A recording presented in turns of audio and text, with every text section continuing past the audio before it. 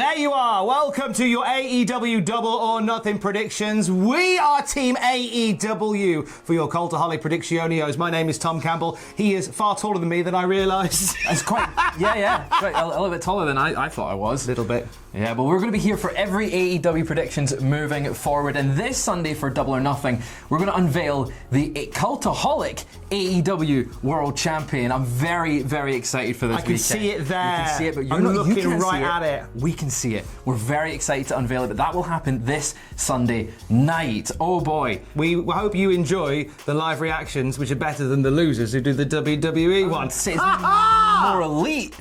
Oh! More elite. Because elite, yes! Too sweet, bro. Oh, don't leave me hanging, Tom. Let's do some predictions. Anarchy at the Arena kicks us off. The Blackpool Combat Club versus the Elite. Who you got and why? I'm thinking the Elite on this one because, look, it's their sort of first match back as a group. They've only teamed together 3 times in AEW history. Only 3 times with Hangman Page in that group. And I just think, it'd be strange to cut that momentum short. Blackpool Combat Club does have the experience in Anarchy in the Arena, but it's the Elite. Come on, if they lose here, it sort of derails a lot of what they've got going, building Hangman Page back into that group. And yeah, it's the Elite. It's Anarchy in the Arena. Start it off with a big win for the Elite in the return. Well, you say the experience there. That's why I'm giving it to the Blackpool Combat Club. I think that whilst they have been the naughtiest of boys in the way that they have treated Kenny Omega and his friends, I don't think this is the end of the story. Ooh. I think this is a very crucial point that really ramps it up ahead of maybe a blood and guts match or something equally as diabolical down the road. But to get there, you gotta give a win to the baddies. So I'm choosing our boys, the Blackpool Combat Club. Who is it? Still the Blackpool Combat Club? It's still Blackpool, but they're not got any association with Blackpool. I wonder if any of them know where Blackpool is. Do they still have donkeys on the beach in Blackpool? That was a great childhood memory. Our next match is the Blackjack Battle Royal for the AEW International Championship. It's a big battle royal. They have them every Double or Nothing. Who have you got winning? Well, Orange Cassidy is defending his title in this bad boy against 20 other competitors at his request, and I think that'll be his undoing. Ricky Starks declared for the Battle Royal. I think this is where we give Ricky Starks a big singles belt again. Ooh, yeah, because he had the FTW one, but he's not had any other belt. No. It's baffling why they wouldn't just put anything on. He's a future prospect in AEW, maybe a present prospect in AEW. I think you start that journey proper by giving him the AEW International title in a way that doesn't do too much damage to Orange Cassidy in the way out, because he's had a great title run, a very successful title run. I think we get him out here and replace him with Starks. Who you got and why? I think Orange is keeping it. He's been on a run. He's had 23 title victories. He's kept that title. Yes, he's being worn down, and that's the sort of story being told. I just think it'd be a bit strange to make him lose the belt in a battle royal, and I think having him keep the belt here, move on to sort of another sort of singles feud, maybe with Starks, maybe that's the option we go for, but I think it'd be more definitive for him to lose the belt in a singles one-on-one match, and he gets pinned and sort of passes that belt on in a different way. A battle royal is always good fun, and I'm excited to see who pop up, but I think it's Orange Cassidy. I like the bit where he puts his hands in his pockets. He does do that. Yeah, it's cool. The AEW Tag Team titles are on the line. FTR putting them up against Jay Lethal and Jeff Jarrett with Mark Briscoe as guest referee. Who you got and why? It's crazy that in 2023 Jeff Jarrett is one of the most entertaining things about TV right now. But this feud, they don't really need the belts. Jeff Jarrett doesn't need the belt. Jay Lethal doesn't need the belt. So I think FTR is going to keep it here. It'd be very strange to have them come back, win the belts from the Guns, and then lose the belts to Jeff Jarrett. FTR need to keep the belts going forward. They're sort of the big thing about the tag division. I think it makes sense. We've just seen Aussie Open sign with the company. I think that's their next feud, because we've seen it in different promotions. We've not seen it in AEW. So keep the belts on FTR for the tag belts. FTR have also said that when they lose the belts, they're off, basically. That is also true. Obviously, I don't think this is where the journey ends for them at all. Plus, Mark Briscoe's tentative relationship with Jeff Jarrett and Jay Lethal. I think this will be where you can spin it off and have Mark Briscoe break away and start doing his own thing, getting his own back on Jeff and Jay. And it begins with this match here that is also won by FTR. So we are in a greel on FTR. It's too sweet. Too sweet. We doing another? Not quite yet. Later on. We'll tease them. Next up is the TBS Championship match. It's Jade Cargill versus Taya Valkyrie. It's a big rematch from a few weeks ago. Who have you got winning this one? I love the work that Jade Cargill's been doing. I really do. Like from the moment she won that belt to now, she has improved every single time she's got in the ring. And I don't think now is the time to take the belt off her. I'm picking Jade to beat Taya Valkyrie. I know a lot of people have, and maybe you have, will find out in about 12 seconds time. I know you've decided, I know many have decided that this is where the story should end with Taya Valkyrie and Jade should go on to other things. Nah, keep her as the front and centre of the TBS title for another 6 to 8 months. Why not? Who you got on one? I'm also going Jade Cargill here. I think she has been on such a run. It'd be weird to make her lose the belt to Taya, who she's already beaten. I think the natural story for Jade Cargill, and it seems to be everyone's just been holding on till Chris Statlander is healthy, but I think she's the one that takes the belt off Cargill. Cargill's been held it for over 300 days, over a year. She's had this TBS championship. It would be strange to see her without it. Keep the belt on her, go into maybe Allin, have her lose the belt there. The TNT title on the line in a ladder match. Wardlow puts it up against Christian Cage. Who you got and why? My heart says Christian Cage. I want to see him with another belt, have another run as a champion, especially in AEW. We've not seen that aside from when he had the Impact Championship. But I think Wardlow is keeping it here. I've not been a big fan of Wardlow as TNT champion. I think every time he's had the belt, it kind of brings him down, but he only just won it what feels like a couple weeks ago. So I think he's going to keep it here. I think he's going to win the ladder match. There's going to be some shenanigans involving Luchasaurus, which will then set up their match, and then maybe Luchasaurus will take the belt from him in the future. But Christian Cage is the master of the ladder match. I think this is one of the harder ones on the show to call, but I'm keeping it with Wardlow. My heart says Christian Cage. And my head says Christian Cage as well, so I'm picking Christian Cage. I think there's a lovely opportunity for shenanigans with Luchasaurus, very much like you said.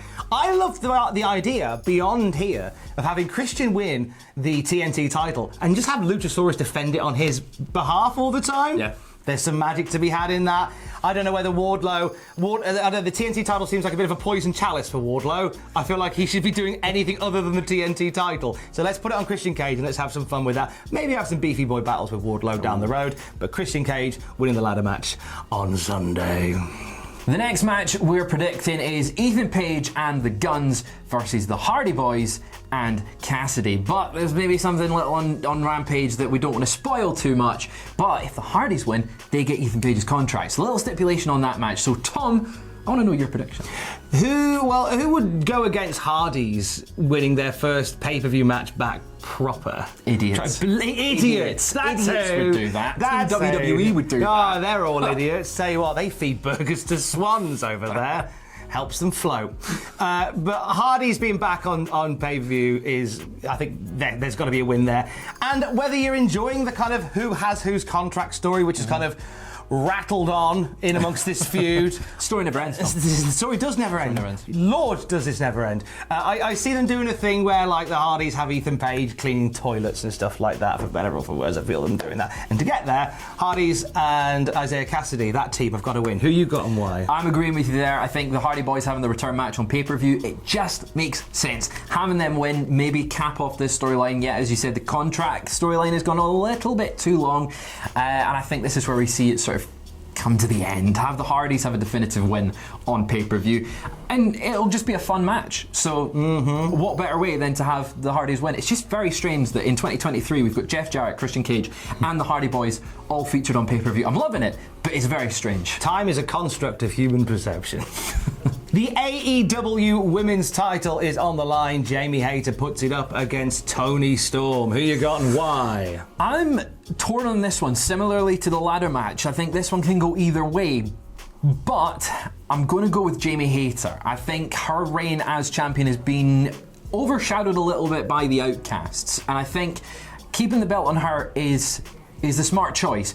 She's been featured at the back of this rivalry, but hopefully going forward, if she can definitively beat Toni Storm, she'll then be at the front of the women's division once again. I also think Toni Storm's not the right person to take the belt off her. I think that will maybe be Saraya.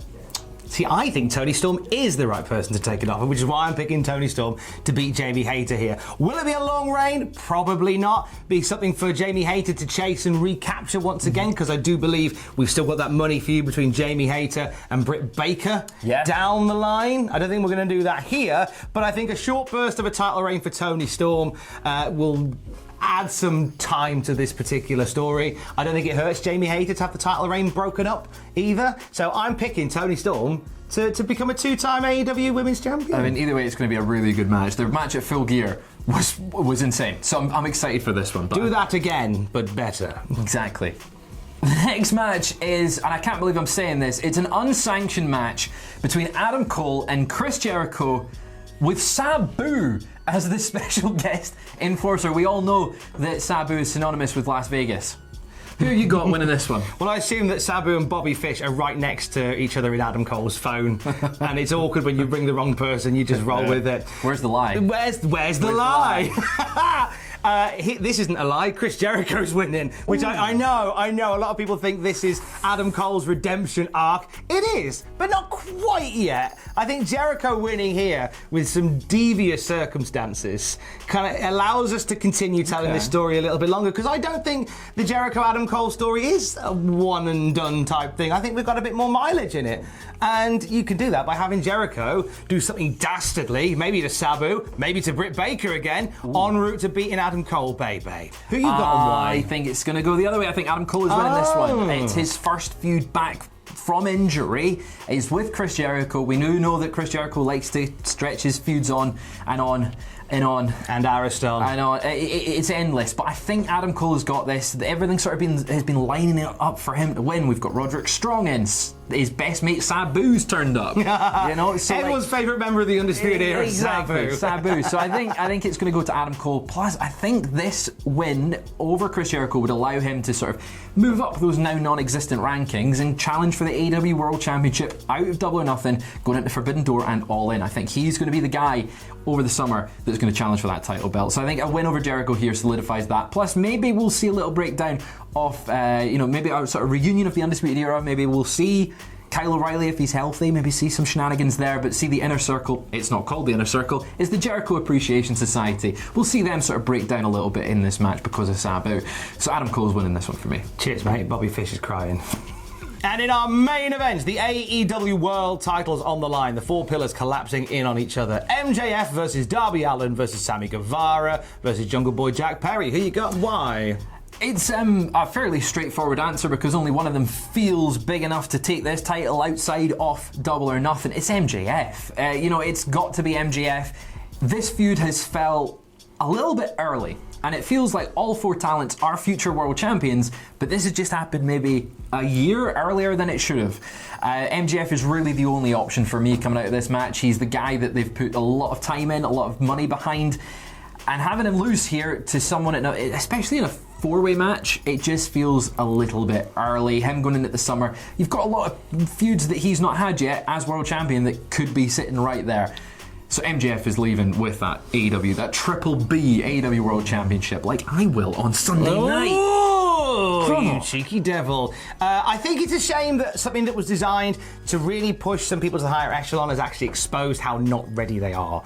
Jungle Boy Jack Perry being a great example of that. Soz Jack. And with that in mind, with Darby Allin, I don't think he's ready for a world title run yet, nor do I think Sammy Guevara is. So MJF seems like the obvious one here. I think they'll have a banger. Oh yeah, and I think there'll be a few moments where we go, oh, are they? No, they didn't. They'll catch us out a few times, but MJF has such momentum at the moment, and it would be foolish to let that slip. So yeah, we are in agreement. MJF to retain the title in the main event of Double or Nothing. So that is our predictions for AEW Double or Nothing. It is a big weekend of content. Not only have you got all our AEW content, but WWE content as well. Night of Champions, of course. Check out that Team WWE's on there. But on Sunday night, you can catch us, Team AEW, unveiling the brand new Cultaholic AEW World Championship. Not only that, but you'll have what happened at straight after the show. You'll have WTF moments. You'll have loads and loads of wrestling news. 9 Pitches is also on the channel right now. It was a fantastic episode. Don't miss it. But there's so much content we've got going out this weekend. It's a big wrestling weekend. You can join us live for the reactions to Double or Nothing. In fact, there's a pinned comment down there. And you can click on that and wait patiently. Just wait there. Make a brew. Just look at this. Just look at the match graphic there, and just wait patiently. And we'll be along in about 100 odd hours. Roughly that, give or take. Roughly something like that. We will see you on Sunday for Double or Nothing. Stay safe and love you. Bye. Stop doing that. It's my belt. It's not your belt yet. It's not your belt. See you there.